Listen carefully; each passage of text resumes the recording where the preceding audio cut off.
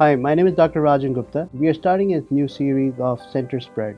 It's about the magazine, the Centerspread, and the TV show. So, what is Centerspread? So, Centerspread that we are working on, it is about highlighting very successful people, but it's not just about successful people. There are many successful people in the world, but we are targeting successful people who are making positive changes in other people's life. Our goal actually is to empower people and empower businesses. So as you have seen in media, there are a lot of people who are successful, but when we look at them, we feel like I don't know how they reached that success level. Is there there's some kind of formula they're using in their life to reach that level? Today we have a guest with us. His name is Naveen Jain, and he has reached the heights of success in his life. Plus, he's making so many things that will change other people's life positively. So, Naveen is here with us, and the way I'm designing this show, it would be in two parts. The first part, we're going to learn from Naveen where he is now, and then second part of the show would be how he has reached where he is, and what is his future, where he is heading. So let's learn from him today where he is now, what he is doing that is so different that made him successful. Well, so Raj, success is defined as not about how much money you have in the bank. Success can only be defined by how many lives have you been positively impacting.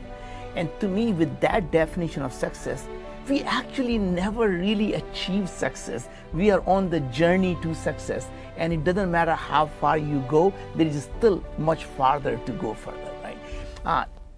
To me, the only way you ever know you have ever been successful in life is the day you become humble is the day you actually become successful. Because when you have an iota of arrogance left in you, that means you're still trying to prove something to yourself or someone else, and that will never be a success. In all of us, when we look at our journey of life and we think about the things that act at the end of the day that matter, are the things that you look back and saying, it's not what you did for yourself, it's what you did for someone else. There is no true happiness that you can ever derive from buying anything that you want. In fact, at some point of time, when you can buy anything you want, the pleasure of buying goes away, right? It is when you have no money and you dream about owning something. And most of the time when you actually have the financial resources to buy it, it just doesn't feel the same way that you dreamed about that you would feel when you had that, right? So what is it that brings the true happiness? To me, every one of us somehow believes there is something or someone that actually can make us happy. What we don't realize is happiness actually comes from inside you. If you can never find that happiness inside you, you could be sitting in a paradise and still be unhappy. But if you have a happiness inside you, you could be in a dark corner in a room and still be happy. In fact, every morning when you wake up, I think God gives us a choice to be happy or unhappy. And with that choice comes how you look at life.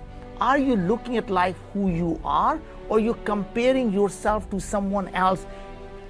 And that is really the source of unhappiness, right? So you could be financially very successful, and then you look and say, well, I only have a Gulfstream 5, and you look at Larry Page, he's flying in a 747, my life just sucks, right? Or you could look at the life and saying, I may be poor. When I woke up from the bed, my joints don't hurt. I can walk. God, thank you, because I know of so many people who would die to have this life. Right? So life is about perspective, as Naveen pointed out. So let's learn from Naveen, like what he's doing, like how many fields he has done, and how he reached where he is now. Naveen. Well, so, to me, today I am focused on one singular mission. Can we actually create a world where being sick is actually a matter of choice, right? What if We could create a world ourselves, you and I, and million others join ourselves together to say, is it when it's okay for us to say being healthy is a choice, why can't we say being sick is a choice? And what's really interesting is that we have this healthcare system today that, in my humble opinion, is so obsolete.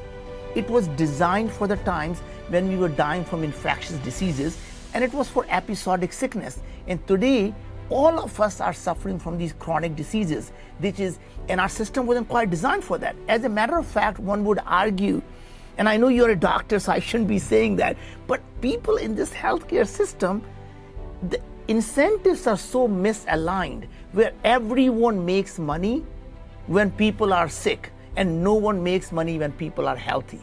And I'm not suggesting the people in the system are not good people, but they are not incented to keep you healthy, right?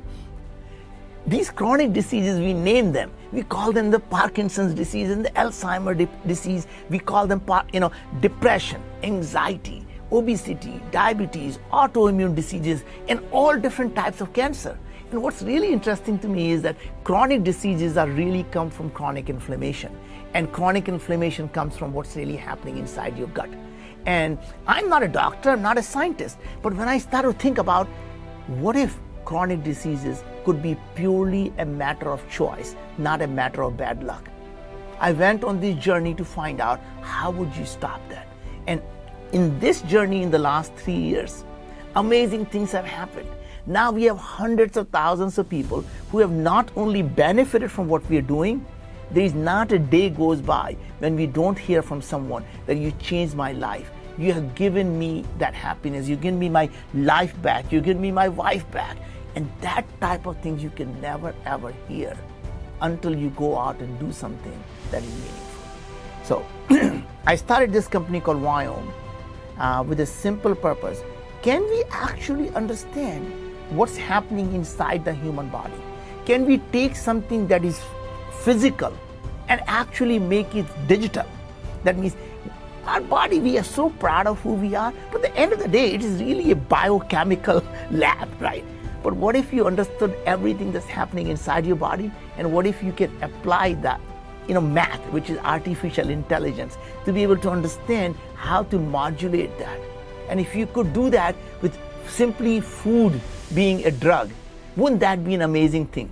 And we all think about that. What is this guy talking about? Food as a drug? Isn't that some breakthrough idea? Without ever realizing, these ideas are not a breakthrough ideas. This is something we knew thousands of years ago. When you go back and look at Ayurveda, or you look at the things in a Greek culture, there was a Greek doctor named Hippocrates. What did he say? All diseases begin in the gut. One man's food is another man's poison. Let food be thy medicine, let thy medicine be the food. What is the breakthrough about that, right? But today we finally have the technology at our disposal.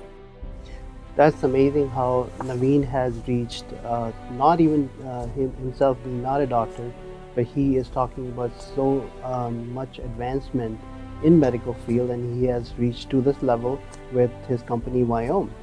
And it's really about the gut feeling that he is looking at. So Naveen, tell me more about it. So it's very interesting is that most people feel that you have to be an expert if you're going to go out and do something. And I really believe the day you become an expert in something is the day you become useless at it. And what I mean by that is, as an expert, the best you can do is to make an incremental improvement.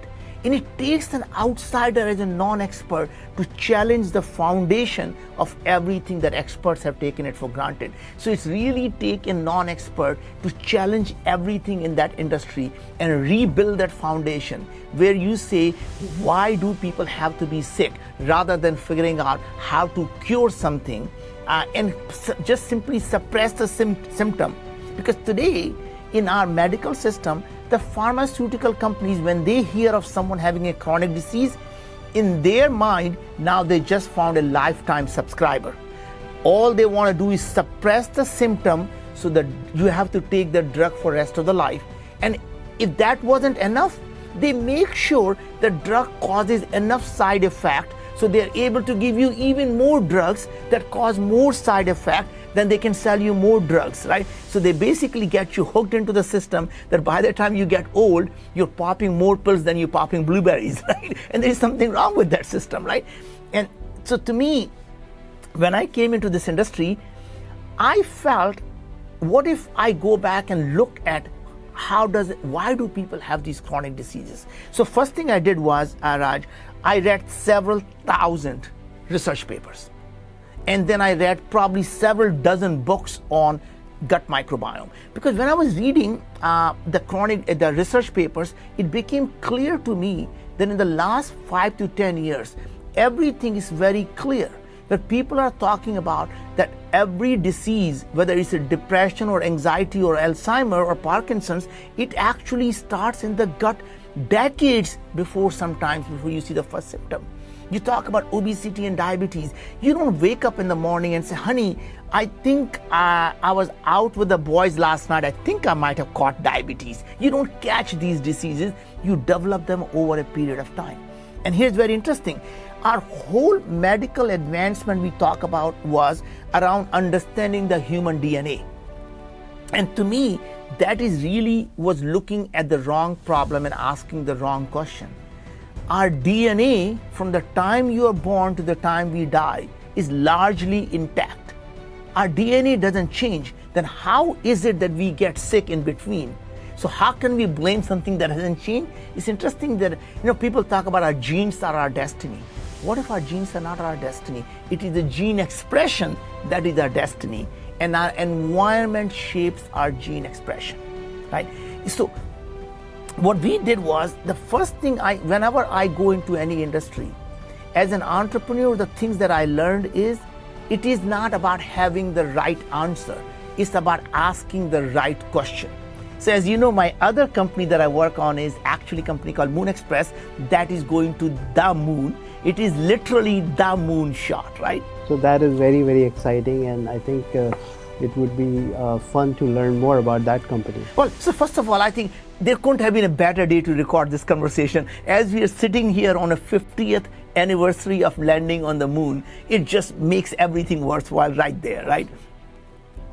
So, going to the moon obviously is not just about landing on the moon. It is symbolic of what human spirit can do, what an individual and a small group of people are capable of doing.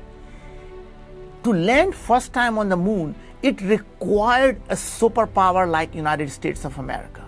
It required the whole nation to be mobilized by our president, and it requires tens of billions of dollars to be done.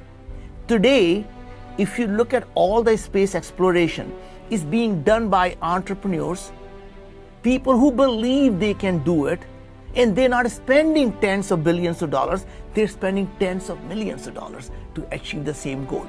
So when I started this company, Moon Express, at that time, everyone told us that technology has significantly advanced, and maybe you can actually do it for $1 billion. I was absolutely convinced that exponential technology is on that curve where we will be able to do it for $100 million. And today we sit here ready to launch our mission to the moon next year, and our cost is going to be under $10 million, right? So imagine, when I was 10 times more optimistic, I was actually 10 times pessimistic, and that's the power of exponential technology. Now, when we say that we can go out and live on the moon, there is just no doubt that one day we are going to be a multiplanetary society. We are going to be living on the moon, and in the next 10 years, there is going to be a baby born on the moon, where the parents are going to be looking at the baby, looking up and saying, we come from that planet, right? It is going to become so routine of going to the moon, where the honeymoon is really going to be about taking your honey to the moon, right? If you take your honey to Paris, it's going to be honey Paris. It will never be honeymoon, right? As we were going about talking about how we can live on the moon, everyone thought that was an impossible task. And I believe the day you believe something is impossible, that becomes impossible for you and no one else. Here's very interesting. At that time, everyone said, fine, I give it to you, we can live on the moon, but tell us, how are you going to grow the food on the moon? And to me, that is exactly the wrong question to ask. Instead of asking ourselves, how do you grow the food on the moon? What if you were to ask, why do we eat food? Just changing that question from how do we grow the food to why we eat food changes the solutions you come up with. Because when you ask yourself why we eat food for energy and nutrients. What if you can get energy from radiation? What if you can get energy from photosynthesis? And when we talk about we eat the food for nutrients, and the nutrients may be hydrogen, oxygen, nitrogen, but what if you have water on the moon? We know that there is plenty of water. Then you already have hydrogen and oxygen. And now living on the moon could only be about finding nitrogen on the moon or taking enough nitrogen from Earth to the moon. And that's how you solve the massive problems. So Moon Express, that's a great name. So the plan is to do what? Obviously, to create a multi-planetary society so we can save humanity from potential extinction, right? We all live on this single spacecraft, and we call this spacecraft planet Earth. Now imagine our spacecraft is flying on the Earth, in the space. What if we get hit by a large asteroid? Won't our spacecraft get damaged? And just like it wiped out the large asteroid that hit the planet Earth, wiped out all dinosaurs, right? Planet survived. It is the species that did not survive. And dinosaurs were much more massive than we are as humans. In fact, not only the planet survived, it created humans out of that, right? So imagine if there is dinosaurs, today you could hear a dinosaurs rolling in their grave, what would they be saying? They would be saying if they had one good entrepreneurial dinosaur, they would be roaming on the moon, Mars, and beyond. Let's not become that dinosaur that actually the whole species dies. We as human species, our species survival is at stake. Even today when we talk about climate change, what do we say to ourselves? I am worried about our planet. That is such egotistic thing to say.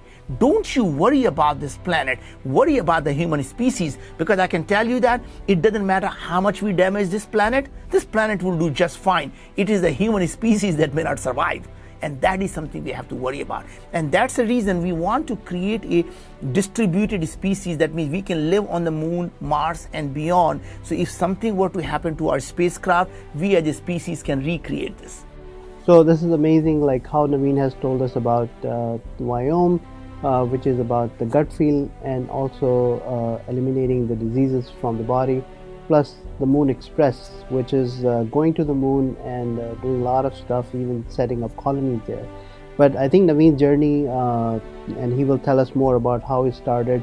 He had an engineering degree, and then he worked with Microsoft and started a company called InfoSpace. So let's learn more about that from Naveen. Every company that I have started has always been in a different industry, because I really believe that once you become expert in that industry, you will never be able to disrupt that industry. So every company that I have done since, this is my 7th venture now in healthcare, and it's all been different, right? So from space exploration to healthcare. And what's amazing is that the things that we are able to do today wouldn't have been possible 5 years ago. So the trick is to always understand not only where the technology is, but where it is going.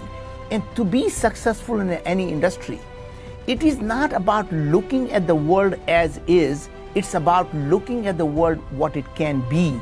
Right. So coming back to VIOME, what to me was most interesting was not only able to understand what's happening inside the body, but to be able to find out and tell each individual what they can do about it. That means make it actionable. Don't just say you're more likely to be getting the Alzheimer's disease like people do in today's DNA test and enjoy.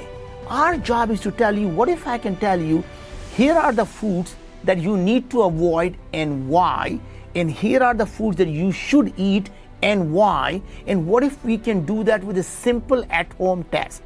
That means what if you can order the test today, get it at home, send the sample to us, and within 2 weeks you get back exactly not only what's going on, but what you can do about it.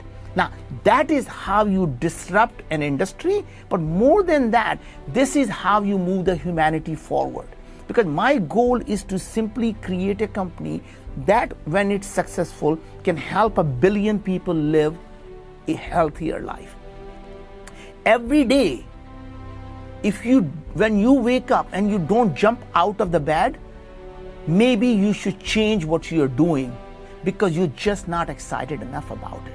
I wake up 4 a.m. every single day and I jump out of the bed because it doesn't matter what I'm doing, I'm excited about doing it. And if you're not doing that, you're doing something wrong. We can talk a little bit more about that. What does it take to have a family life and a successful business life, and how do you draw the balance? But more importantly, how do you even have children who actually grow up in this environment and become successful? So you tell us about your family too. I know your daughter, she has done amazing work, and your son has done amazing work. Please tell us. So Raj, obviously I come from very humble background, and it's easy for people to see that, of course, you are able to go do that because you had that hunger in yourself, and you're able to go out and succeed. What's really interesting is all three of our children, any which way you look at it, grew up in an extremely affluent home. But today, when you look at them and saying they are more ambitious and more driven, wanting to help more people, how did it come to be? And these are basic, simple things that I think we did when the children were young. We essentially, separated about what is it that we want them to be, redefined what success meant. We redefined success not to be about money, but redefined success to be about making an impact. When they were young, we'll always tell them that our love for you is unconditional, but our approval is not. That means I will always love you, but I'm never going to tell you I'm proud of you until you have done things that make us proud of you, right? And doesn't mean we won't love you, right? But those are the kind of things that children know that what really matters to us as a family. So our oldest graduated from Wharton. When he was 17 years old, he started Kairos, and which is now world's largest college entrepreneurship thing. He started a company after he graduated, he sold the company, and now he is helping young entrepreneurs focus on affordable housing, affordable childcare, affordable senior care, really focus on the problems that we face as a middle class. How can we go out and live in an apartment when we can't afford to pay for the deposit, right? And he's solving those problems with absolutely entrepreneurial and technological skills. Our daughter graduated from Stanford, and she started a company to remove the gender bias in hiring because she wanted to make sure that women are empowered around the world. Our youngest one just graduated from Stanford, and he became a Schwarzman scholar. And when he's going to China to essentially build a relationship between two superpowers, right? Our daughter is, Stanford Mayfield Fellow, Stanford STEM Fellow. She's in the board of Stanford Women in Business. She's a UN ambassador for the women empowerment, right? These children are going out and doing amazing things, all different ways. They found their own true passion. But I feel that they actually found their obsession, because I feel passion is for losers. Passion is for hobbies. When you want to actually do something meaningful, you need to be obsessed about it. You want to go to sleep thinking about it. You want to wake up thinking about it. So unless you're obsessed with something, you will never be able to make a dent in the universe. Sure, you can make an incremental thing. I am passionate about collecting stamps, but I'm obsessed about changing healthcare. Amazing. So, as you learned, his family has done amazing job, amazing work in different fields. So Naveen himself is like a candle who is burning all the other candles around him. So he has been the inspiration, I'm sure, to his kids. And they also say there's behind every successful man, there's a woman.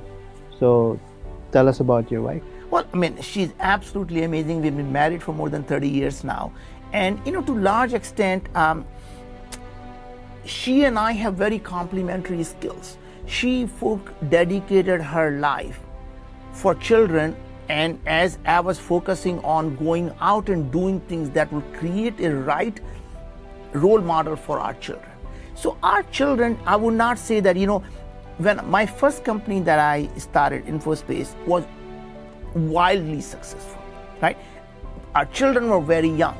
And at that time, the easiest thing for me would have been, or natural thing would have been to say, hey, I'm going to stay at home now and spend time with our children.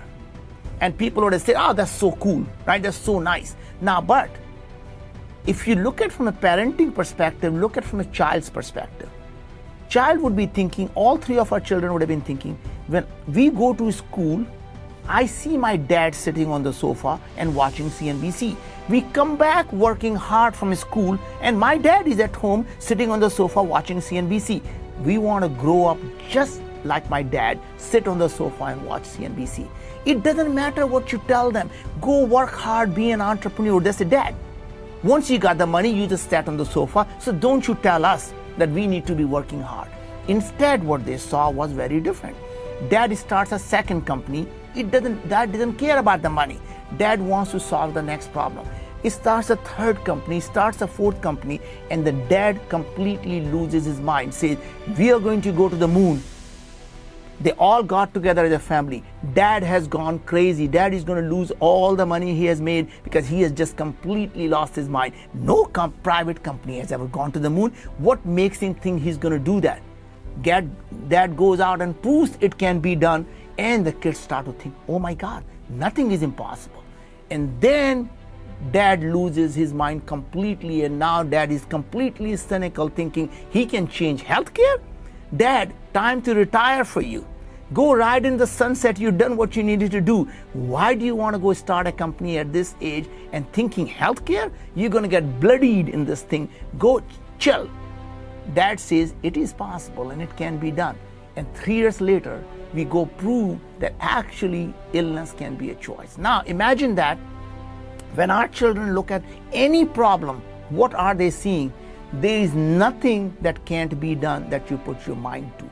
So when you talk about telling your children what to do and how they can be successful, unless they see you do that, it doesn't matter to what you say to them. They watch you do that.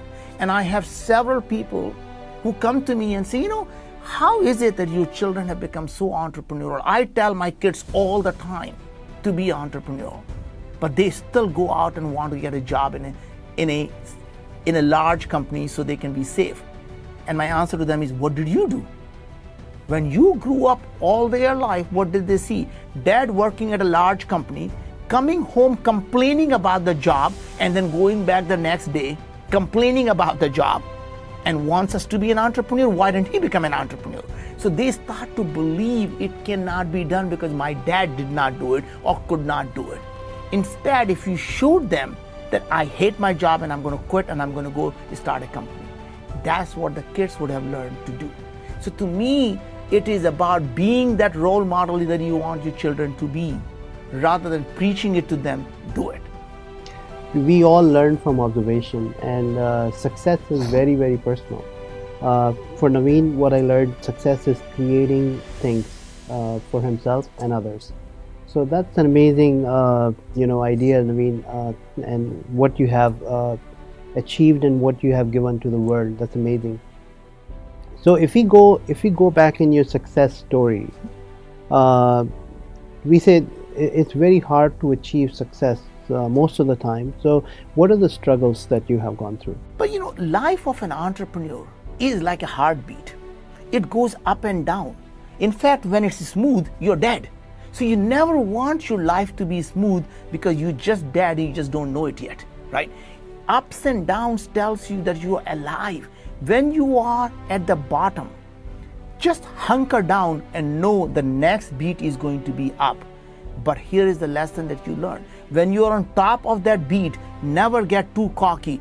Just know winter is coming and winter will come, right? So you have to know that expect ups and downs, but when you are successful, never look down on people because you'll be joining them soon enough, right? And to me, what I've always seen is you can't control the world around you, but you definitely can control how you react to it. Shit will happen, and it does happen. It is about what you do when it happens, is to be able to take a deep breath and saying, what are my options, right? And stay on that journey.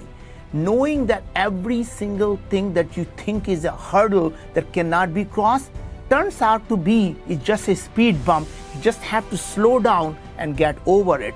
And the people who actually panic end up breaking their car, right? It is simply a time when the hurdle comes, take a deep breath, slow down, just like a speed bump, and you go over it, and you can speed up right again. Okay, that's amazing view. So many people try so many things, and people reach to the top, people fail by reaching.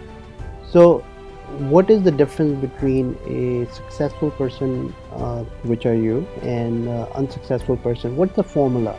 I'm sure you have formula, or other people have formula. So what is your formula? You know, I think to me, if people define their success by a particular goal, and I think, from to large extent, when we grow up, we are always told to be goal centric, to have a goal, to have a milestone and achieve. And to me, the only way to live life is for a mission or a cause or a purpose. When you have a purpose, it doesn't really matter how far you push the humanity, as long as you're moving the humanity forward. And when, as I said, I'm on this journey of making illness optional. And I tell our investors all the time, we as a company may fail, but I can tell you that even if we fail as a business, we would have moved the humanity forward far enough that someone can stand on our shoulder, take it across the finish line. I would still die a happy man.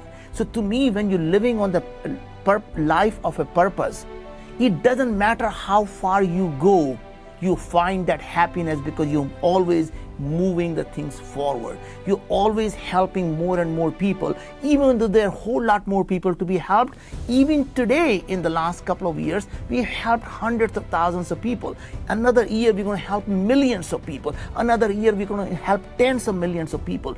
Where is the failure in that? Even if we fail as a business, maybe we didn't help 1 billion people, maybe only helped hundreds of millions of people, and I will still die a happy life. Awesome. So what is the one sentence, one word that you want to share with other people that they can learn from? Well, I would say dream so big that people think you are absolutely crazy. When you tell someone what you're about to be doing and they don't think it's crazy, think bigger. Never be afraid to fail, because you only fail when you give up. Every idea that you try does not work is simply a stepping stone to a different idea and a bigger idea. And you only fail when you give up. Entrepreneurs pivot and humans fail. So Naveen Jain, the man who is stepping on the moon. So be ready for him.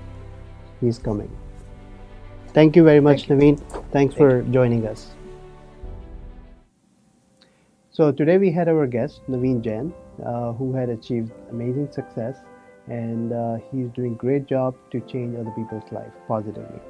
So that is the concept of Centerspread that we have, identifying and highlighting people who are successful, plus they're making positive changes in other people's life. So keep watching. Thank you for joining us. We'll see you next time.